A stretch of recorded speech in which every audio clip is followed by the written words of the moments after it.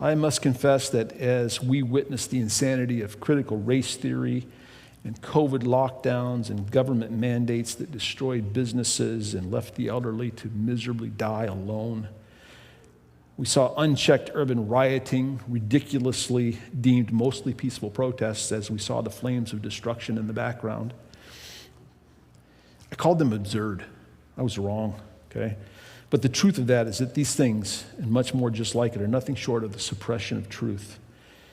We witnessed and will continue to experience the natural biblical consequences, reading from our texts, for the wrath of God is being revealed until God makes his truth dominant.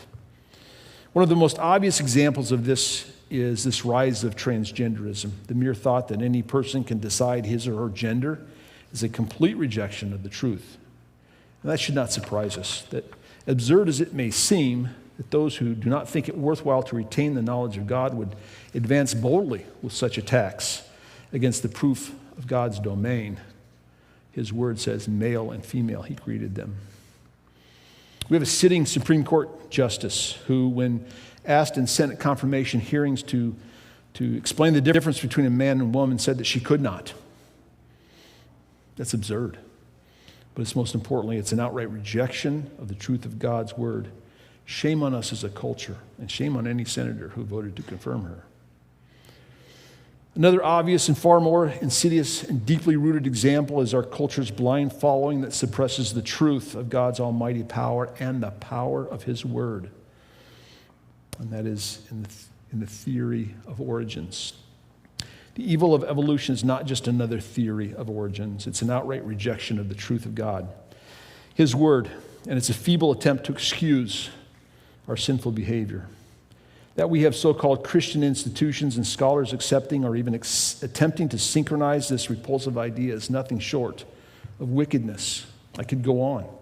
But in spite of the author of Hebrews, but in the spirit of the author of Hebrews, time would fail me to tell of the suppression of the government to uphold the scriptures.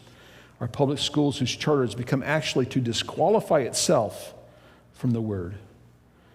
Even our Christian schools who suppress the truth by routinely following their secular counterparts, by not taking every thought captive to the obedience of Christ, not demolishing arguments and every high thing that exalts itself against the knowledge of God, of which we are instructed in 2 Corinthians 10, verse 5. As well as our institutions of higher learning, they've demonstrated an absolute dedication to secular thinking, actually disdaining God's word and those who abide in it. Also, our culture's clamoring to secular, radically, unbiblically psychology, which is really nothing short of the science of self-worship. I could go on and talk about medicine and media and entertainment. In reality, all, if not mostly, completely void of the knowledge of God. They're actually antithetical, opposing God and his word. And it's important that we recognize this and so be equipped and encouraged with zeal to know that we do not wrestle against flesh and blood, but against principalities, against powers, against the rulers of the darkness of this age, against spiritual hosts of wickedness in the heavenly places, as we are instructed in Ephesians 6, verse 12. So what do we do?